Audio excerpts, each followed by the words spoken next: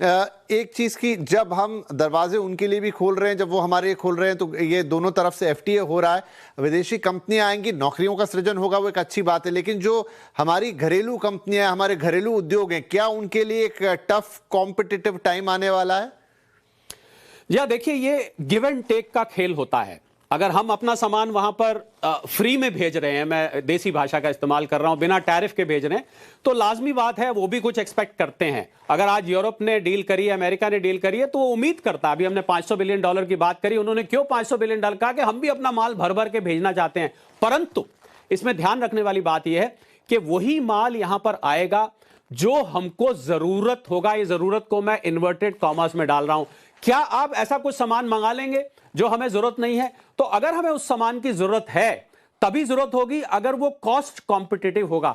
तो मुझे लग रहा है भारतीय मैन्युफैक्चरर्स को, अब मैं उदाहरण लेता हूं पिस्ता का। एक भारत में पिस्ता पैदा होता है, एक अमेरिका में उसको पिस्ताशियो कहते हैं। अगर वो पिस्ता आ रहा है, या मैं सेब का एग्जांपल लेता हूं, एक वॉशिंगटन एप्पल है, लाल रंग का होता है, चमकदार होता है। भारत का कश्मीर का सेब होता है या हिमाचल का सेब होता है, दोनों के टेस्ट अलग अलग हैं। देखिए, कंज्यूमर प्रेफरेंस है विपिन, कि आपको अगर शेल्फ पे भारत का बना हुआ सामान भी पड़ा है और यूरोप या अमेरिका का बना हुआ सामान भी पड़ा है, आप दोनों की कीमतों में फर्क है, दोनों की देखने में फर्क है, दोनों की क्वालिटी में। मैंने बहुत सारे लोगों को विपिन वॉशिंगटन एप्पल के लिए ये कहते देखा है कि हमें ये एप्पल इतना पसंद नहीं है, हमें अपने हिमाचल कश्मीर का। तो मुझे लग रहा है ये कंज्यूमर प्रेफरेंस पर हमको छोड़ देना चाहिए।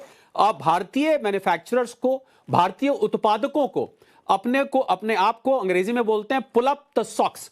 आपको अपनी क्वालिटी और अपनी कॉस्ट पर नजर बना के रखनी पड़ेगी, क्योंकि अब आप उससे कॉम्पीट करेंगे। और मैं समझता हूं ये कंपटीशन हेल्दी है।